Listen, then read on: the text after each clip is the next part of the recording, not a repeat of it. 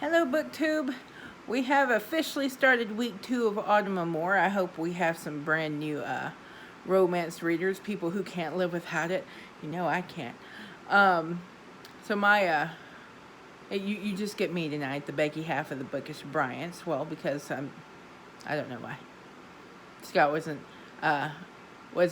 feeling it this evening. It's been a long week. It really has. We've been house sitting for my mother, and Link has a ear infection. He went to the vet today, so we're both a little tired. But we want to get this video out, at least one, because we try not to get behind on our own event. Jeez. But my my reading went sort of off the rails this week because I was supposed to read a Lindsay Sands book this week, and when I started it, I got like 2 chapters in, and it was describing a lot of relationships, like in great detail that really hadn't happened yet, and I'm like, is this part of a series? So I went and looked it up.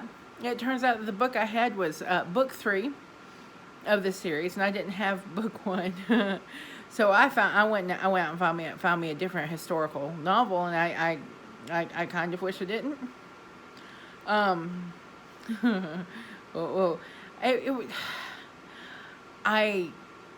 got on my Gloss app, which is the app that I use to read Harlequin novels, and I picked out a historical novel there, and I have to tell you, after a year of reading almost entirely futuristic and contemporary novels, reading that historical novel, I wanted to rip my hair out. But it already had a strike against it when I started, because it's an enemies to lovers romance, and I have to tell you, I am not a fan of enemies to lovers. I never have been. I think it sort of stems from the fact that I have never known a person in my life that I truly disliked, that I went on to think, hey, I could jump into bed with them. Just no. I don't like the trope, the theme, because the book was called a mistletoe vow to Lord Lovell by Joanna Johnson, and for the first 30% of this book, and I'm being dead serious, for the first 30% of this book, the two main characters abused each other. They said some of the most awful, hateful things to each other, and some of the things that they said to each other, I don't see how you can come back and form a meaningful, loving relationship from some of the things that they said to each other. And all of a sudden, it was all of a sudden about halfway through, it's like, oh, he's nice. He kind of likes this girl he's raising. He must be a good guy, so I think I'm going to like him now. And then all of a sudden, a flip is switched, and we have moved on to the liking part. The story, it was just a den of snakes. It's just a whole can of worms. The storyline is the main female character, Honora. She's a transplant from Virginia. She was born and raised in Virginia. Her parents, her mother, again, it's historical. Her mother is the daughter of a white plantation owner, and her father was a freed slave. But that's barely addressed in the story, barely addressed. And Honora fell in love with this horrible wastrel guy from England who married her basically for her inheritance. And he brought her over to England and abandoned her when he discovered that she wasn't getting that inheritance. And one day, the lead male character, Isaac, just sort of breaks into her house. He came looking for her, and thought he had found an abandoned house, broke in, and she discovered him in her parlor, whereupon he commenced to tell her that her husband was dead. But that wasn't the whole story. And the whole story is rough. Boy, oh boy, is it rough. Now, I'm not giving anything away. This all happened in the first 2 chapters. But her husband is dead because Isaac chased him out of her house and ran him into a heart attack after her husband got his 15-year-old ward pregnant. It gets worse from there.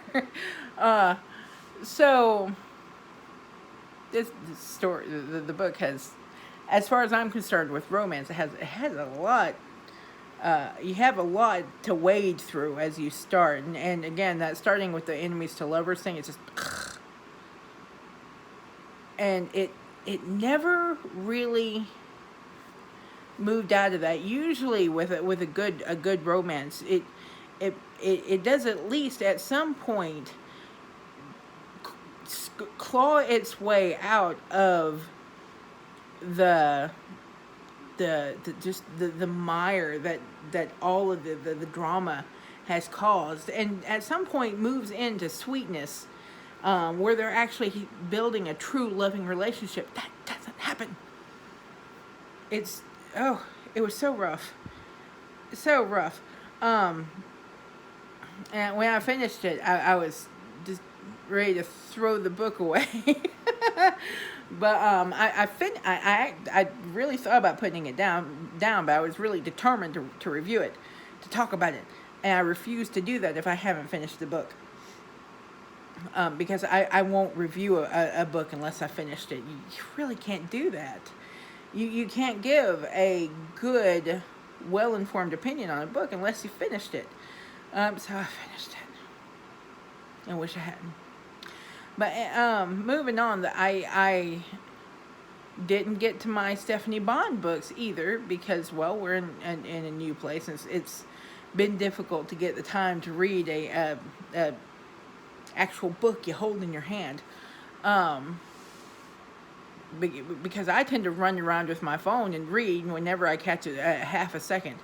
So I picked a couple of contemporary romances from Kindle Unlimited, and one of them was, and this one actually was, the first one isn't actually from Kindle Unlimited. It's an ARC that I read called Cowboy's Christmas Girlfriend by Leslie North.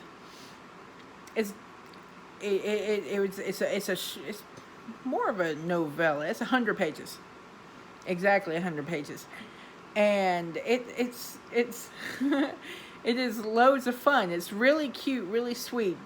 It's, the premise is these two people, Susanna and Will, are pen pals. Susanna's an author, and she's been picking Will's brain about being a cowboy because Will owns a ranch, a working cattle and horse ranch, and so for like the last month, Susanna's been last several months.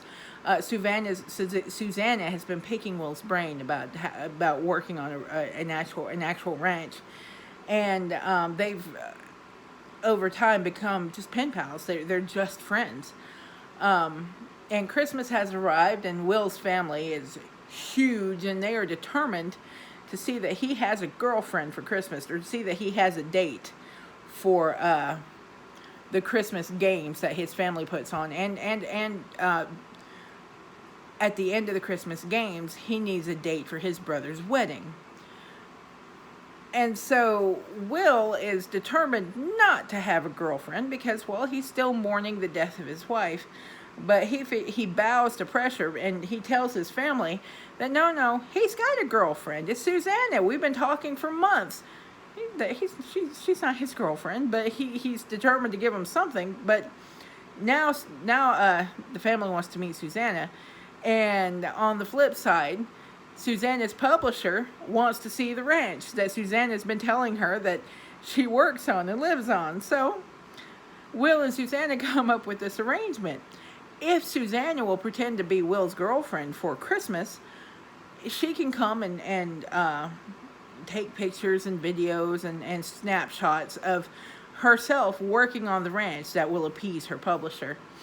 And well, you can imagine all the shenanigans that happen after that. Things get good, things get rough, and then things sort of go belly up and then come back right side up. So it's a good standard Christmas story. The only problem is it suffers from being about 150 pages too short. Every single relationship in that book needed to be fleshed out. Susanna has had this past of an absolutely awful mother, a mother who made her who absolutely destroyed her self-esteem. And it's talked about several times, but it's usually only talked about when it's convenient, when Susanna is having a low moment. It's a handy dandy, terribly convenient tool that I really wanted to see Susanna overcome the damage that her mother did to her. And that it never happened. But every relationship in that book needed to be fleshed out. Every single one. The relationship between the main characters, the relationship between the characters and their families, all of them, they really needed more attention, because it's, as it is, the 99 pages, the book is bare bones. You get a very simple linear story from beginning to end. It's a good complete story. But it needed about 150 more pages. I'd have been happier with 200. But yeah, I read another book by Lindsay North about maybe 7 or 8 months ago that was very much the same. It was really good, really short, needed to be about 200 pages longer. But Leslie North tends to write short fiction. And the problem is she's an extremely good writer, and she has extremely good stories that she cuts down to practically nothing to get them into the short fiction. I find that sad. Another contemporary book I read was XXL by Kate Hunt. And it's a curvy girl. This short romance, really basically a short story that I had fun with. It was loads of fun. Those things, those short stories, they're basically like candy. They're short, sweet, to the point, and they give you your romance fix. You know what I mean? But after I got my historical and my contemporary romances out of the way, I threw in an alien romance, because you'll understand why. There's an author out there. Her name's Honey Phillips. She writes some very popular alien romances, and she started a series called well, I don't know what the series is called. I can't remember. But the first book is called 7 Brides for 7 Alien Brothers. And I love it so much. It follows very closely.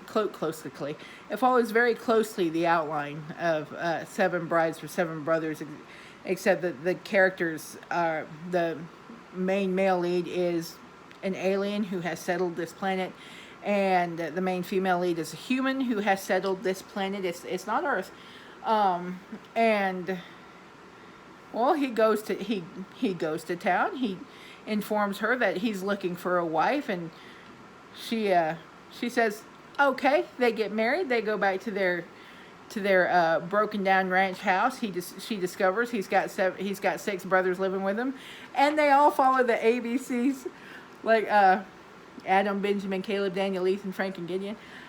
I've watched that movie so many times. I loved every word of this. I had so much fun with it. I inhaled it. I read it in like 3 hours. It's a It's ridiculous.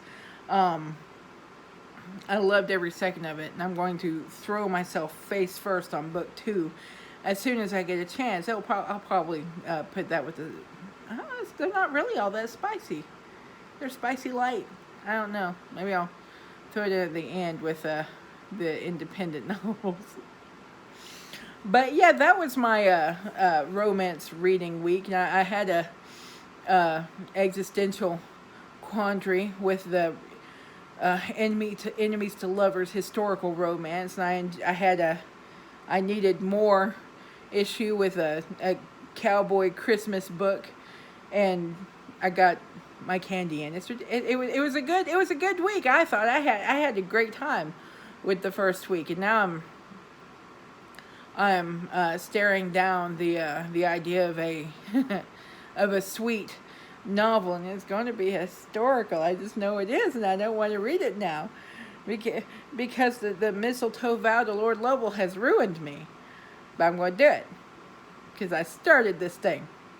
But anyway, how is everybody else's reading? Did anybody come across any romances that they absolutely loved, or any that you hated? Tell me. I need to know. We want to talk about it. But that's it for today. We'll see you again at the end of this week. But your books are calling. Go read.